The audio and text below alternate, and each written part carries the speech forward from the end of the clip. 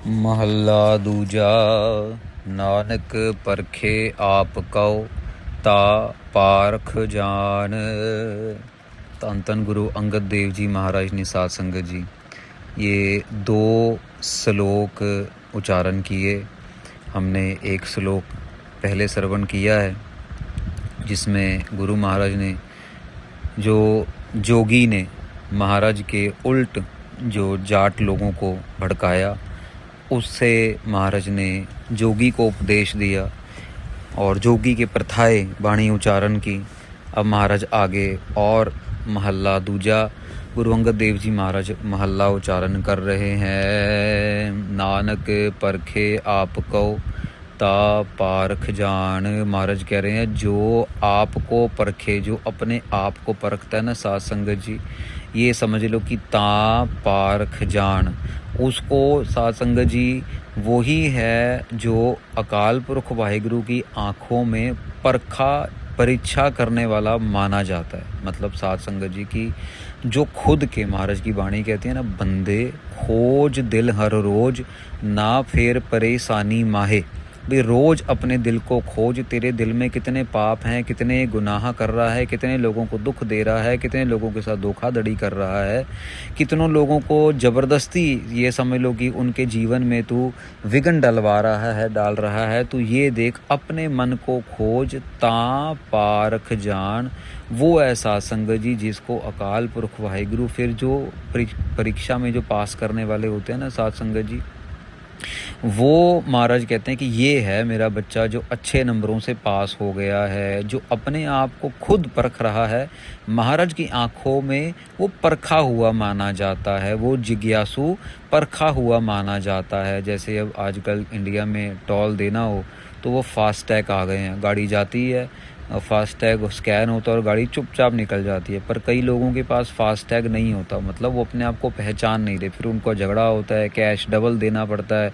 कई लोग तो देते भी नहीं हैं, फिर वहाँ पे झगड़ा, पुलिस वाले, ये वो, इतना ड्रामा सा हो जाता है। यही महाराज समझा रहे हैं, अपने आप को जो परख रहे हैं वो महाराज की आंखों में परखे ही हुए हैं। रोग दारू दोवै बुझै ता वैद सुजान।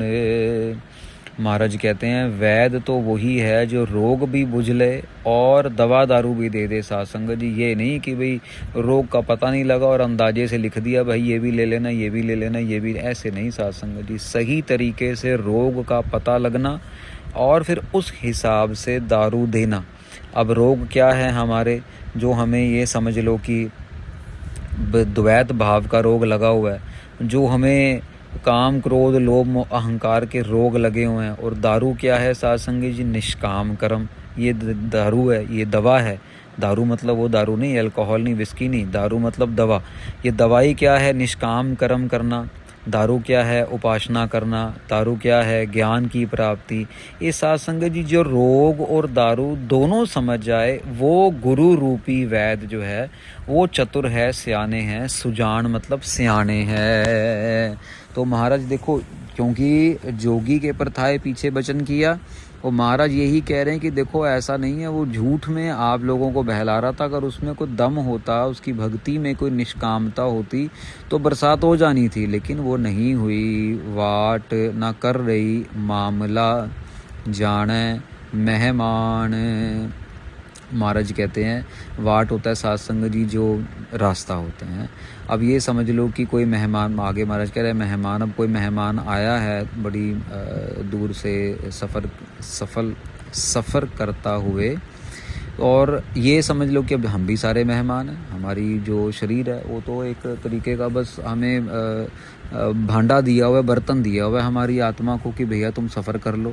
तो महाराज यहाँ पे क्या कह रहे हैं कि अगर कोई मेहमान आता है चलता चलता और वो आके ऐसा व्यवहार करे आपके घर में, आके कहे कि भैया ये तो मेरा हो गया घर, ये तो सब कुछ मेरा हो गया। भाई किसी का व्यवहार, किसी का विस्तार, अब कोई मान लो किसी के घर में कोई मेहमान आए और वो घर को अपना ही मानना शुरू कर दे, और दूसरा, किसी के घर में कोई मेहमान आए और उसको कोई पूछे ही ना, चाय पानी, कोई दवा दारू, कोई खाना पीना कोई पूछे ना, तो महाराज कह रहे फिर ऐसे घर के अंदर संग्रह करके रखने का फ़ायदा क्या है। पदार्थ जो है महाराज कह रहे हैं वाट ना करई।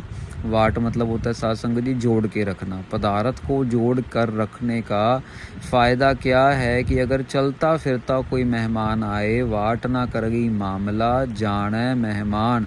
महाराज कह रहे हैं फ़ायदा क्या है। अब इसका अंदरूनी अर्थ क्या है कि भैया तुम तो संग्रह करी जा रहे हो, पर तुम तो चलते फिरते मेहमान हो, तुम तो बस मेहमान समझो अपने आप को। कोई फ़ायदा नहीं इतना कुछ इकट्ठा करने का, क्योंकि चले ही जाना है एक दिन। वाट ना करेगी मामला। महाराज कह रहे हैं कोई मामला करने का फ़ायदा नहीं है, कुछ भी व्यवहार, कुछ भी विस्तार करने का फ़ायदा नहीं है। क्यों? क्योंकि हम तो मेहमान हैं, चलते चलते चले ही जाना है। साध संगत जी महाराज पता है बार बार हमें एक बहुत ही प्यारा मनुष्य बनाना चाह रहे हैं, जो कि परमात्मा से जुड़ा हो, आत्मा से जुड़ा हो, गुणों से जुड़ा हो, अपने आप से जुड़ा हो।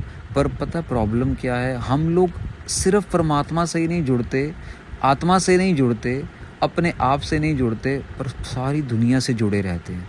वो क्या बोलेगा, वो क्या देखेंगे, वो कैसे कहेंगे, अरे उनको कैसे लगेगा। अरे हम तो साध संगत जी गुरुद्वारे में माथा भी टेक रहे होंगे ना, तब भी हमारे ध्यान में बजाय गुरु ग्रंथ साहब जी के ये चल रहा होगा कि यार मेरी पगड़ी को कौन कौन देख रहा होगा, यार मेरी शर्ट को कौन कौन देख रहा होगा। अरे मेरी जब मैं माथा टेकूंगा तो मेरी पगड़ी नीचे लगेगी तो गंदी ना हो जाए, उसकी नोक जो है ना वो नोक टेढ़ी ना हो जाए। तो उस डर से पगड़ी को, माथे को नीचे लगाते ही नहीं, ज़मीन पे रखते ही नहीं। महाराज के चरणों में माथा टेक रहे हैं, लेकिन महाराज के चरणों को अपना माथा छुआ ही नहीं रहे हैं, तो फिर काहे का माथा टेका साध संगत जी।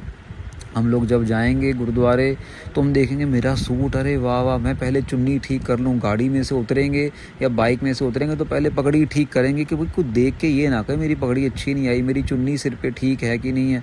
अरे अगर सही मायना समझ आ जाए, गुरु महाराज को तो लेना ही देना ही नहीं कुछ। गुरु महाराज को हमारे शरीर से लेना ही देना नहीं कुछ भी।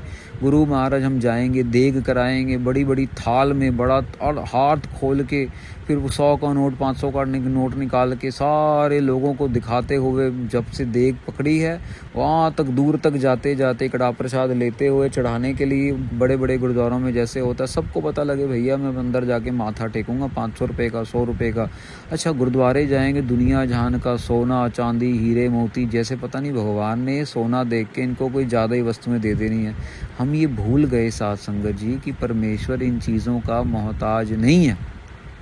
महाराज तो बाणी में कहते हैं, सगो कूड़ सोयना कूड़ रूपा कूड़ पहनन हार। भाई सोना, रूप, रंग और पहनने वाला, ये सब तो ये जो हैं सबके सब कूड़े हैं, सबके सब झूठे हैं। लेकिन हम फिर भी नहीं समझते, गुरबाणी को माथा टेक रहे हैं लेकिन समझ नहीं रहे हैं। महाराज कह रहे हैं मूल जान गला करे हान लाए हान। महाराज कह रहे हैं कि भाई मूल जान, मूल रूप परमेश्वर को जान के, मूल रूप परमेश्वर को जानने के बाद अपना हानि, हानि मतलब साध संगत जी से फ्रेंड कह देते हैं हम लोग। महाराज कहते हैं कि अपना मूल रूप परमेश्वर को जान के महाराज के साथ अभेदता की बातें करने हम यहाँ पे आए हैं। हान का मतलब यहाँ पे नुकसान करने वाला। यहाँ पे महाराज कह रहे हैं हान लाए हान। पहले हान में ना सिहारी की मात्रा है और दूसरे हान में नहीं है। महाराज कह रहे हैं कि हान होता है साध संगत जी के नुकसान करने वाले, हानि पहुँचाने वाले जो पदार्थ हैं, मतलब पदार्थ कह लो या अवगुण कह लो। महाराज कह रहे हैं यार तू तो आया था भैया परमेश्वर से बातें करने के लिए, परमेश्वर में अभेद होने के लिए, लेकिन तू कहाँ पे हानि, अपने आप को हानि पहुंचाने वाले पदार्थों के साथ जुड़ गया। काम आदि, क्रोध आदि के साथ जुड़ के अपने आप को हानि पहुंचा रहा है। लब ना चलगी सच रहे सो विष्ट परवान। महाराज कह रहे हैं लब, साध संगत जी यहाँ पे लब का मतलब लोभ जिसको हम कह देते हैं, लालच जिसको हम कह देते हैं। हमारे कहते हैं लब जो है लब ना चल वे लब के अंदर तू, लोभ के अंदर तू अपने आप को ना घसीट, लोभ लालच के अंदर तू अपने आप को ना धक्के मारता जा। लब ना चल रही, सच रहे, सच चलता है, सच अकाल पुरख वाहिगुरु का नाम चलेगा। परमेश्वर के जो भगत लोग हैं सच रहे भाई, वो सच्चे भगत लोग रहते हैं। सो विष्ट परवाणम। अब यहाँ पे साध संगत जी विष्ट का जो अर्थ आ रहा है ना, यहाँ पे समझ लो कि ये वकील का एक अर्थ आ रहा है कि भाई ये जो परमेश्वर के साधु लोग हैं वो तो प्रमाण हैं, उनको तो परवानगी है, पर ये समझ ले कि जो भी लोभ लालच में चल रहा है वो प्रमाण नहीं है। सर संधे आगास कौ, क्यों पहुँचा बाण। महाराज यहाँ पे एक और एग्जाम्पल दे रहे हैं साध संगत जी कि सर संधे आगास को। सर होता है साध संगत जी जिसको हम कह देते हैं तीर, ठीक है। यहाँ महाराज कह रहे हैं कि भाई संधे होया महाराज ने जैसे कि निशाना बांधना। महाराज कह रहे हैं तीर को अगर आकाश में निशाना बांधा जाए ना, तो अब इतना बड़ा आकाश है, यहाँ पे दृष्टांत दे रहे हैं महाराज, इतना बड़ा आकाश है। अब भाई आकाश के ऊपर कहाँ तीर कहाँ तक जाएगा, किसको मार रहे हो। अब आप देखो ना, तीर जब चलाएंगे तो कोई ना कोई निशाना सामने होना चाहिए ना, कोई बंदा, कोई डब्बा, कोई पानी की बोतल या कोई कांच की चीज़, कुछ ऐसी चीज़ निशाना होता है। जब तीर कमान सीखा जाता है या चलाया जाता है तो उसका कोई निशाना, अभी आकाश खुला आकाश है, उसमें कोई निशाना है ही नहीं, तो कहाँ पे आप तीर को आकाश में चला के आप कैसे कहाँ तक तीर को पहुँचाओगे। वो तो आके अपने माथे पे ही गिरेगा, वो तो नीचे ज़मीन पे ही गिरेगा। महाराज कह रहे हैं मतलब धरती पे आके अगर आप फोकट कर्म करते चले जाओगे तो सब का सब नुकसान हो जाएगा। अज्ञे ओहो अगम है, वाहे दड़ जान। महाराज कहते हैं, अब ये तीर का ही एग्जाम्पल आगे दे रहे हैं। अभी आगे वो वाहेदड़ जो है ना साध संगत जी, वाहेदड़ का मतलब समझ लो तीर मारने वाला। और महाराज कह रहे हैं आगे जिसको तू तीर मार रहा है भैया वो तो अगम है, वो तो इतना बड़ा, उस तक तो कोई पहुंच ही नहीं सकता, वो तो उल्टा तेरे ऊपर ही आ जाएगा, तीर मारने वाले पर ही तीर गिर जाएगा, पर तू आकाश का कुछ नहीं कर पाएगा। ये एग्जाम्पल महाराज जोगी के लिए दे रहे हैं कि भैया जोगी तूने अपनी शक्ति दिखाई पर हुआ क्या, कुछ नहीं हुआ, तेरा चलाया हुआ तीर तेरे पे आके गिर गया। तूने जोगी जो तीर चला रहा था वो उसने तीर चलाया आकाश पे, आकाश माने गुरु अंगद देव जी महाराज। अब गुरु अंगद देव जी महाराज पर तीर चलाया, उनको तो कुछ हुआ नहीं, उल्टा जोगी के ऊपर ही आके गिरा, और जोगी कोई फिर जाट लोगों ने जो था खेतों में ले जाके मार के उसका काम तमाम कर दिया। तो साध संगत जी ये बेईमानी का, धोखे का गेम ज़्यादा लंबा कुछ टाइम तक चल जाएगा, जब तक लोगों के सामने पर्दाफाश नहीं होता चल जाएगा, लेकिन ज़्यादा लंबा नहीं चलता। लोगों के सामने हो जाए लेकिन परमेश्वर के सामने तो बिल्कुल भी कोई धोखा नहीं दे सकता। और साध संगत जी फल ज़रूर मिलता है, फल कोई भी कहीं भी बैठा है, जितनी मर्जी बड़ी पोस्ट पे बैठा है, जितने मर्जी बड़े ओहदे पे बैठा है, भले कोई साधु का वेश डाल के कपड़े डाल के बैठा है, महाराज तो गले से पकड़ लेंगे। और सिक्खी के अंदर तो एक और है जो शहीद सिंह है साध संगत जी, वो नहीं छोड़ते। जो भी स्पिरिचुअल लाइन में किसी को तंग करता है ना तो शहीद सिंह उन्हें नहीं छोड़ते, बड़ा बुरा हाल करते हैं। ये तो गुरु महाराज बचा लें, जिसकी कभी ये जो संतों महापुरुषों की निंदा करी जा रहे हैं ना लोग, ये तो संत महापुरुष जब तक ना चाहें तब तक इनको माफ़ी नहीं मिलेगी। महाराज माफ़ नहीं कर सकते जब तक संत महाराज के बाणी सुखमनी साहब में आता है, नानक संतों की अष्टपदी में महाराज वचन करते हैं, नानक संत भाव है ता उसका भी होए उधार। संत जब तक नहीं जा चाहेगा तब तक वो निंदक का उधार नहीं हो सकता, माफ़ी मांगने आनी पड़ती है। साध संगत जी जन्म जन्म निकल जाते हैं, जन्म जन्म भोगने पड़ जाते हैं, लेकिन माफ़ी नहीं मिलती। एक साधु का वचन चल जाए, संतों महापुरुषों की हाय लग जाए, किसी की निंदा हो जाए तो बस बहुत बेड़ा घर की समझिए। तो यहाँ पे साध संगत जी ये दूसरा जो है ये महल्ला ये समाप्त होता है।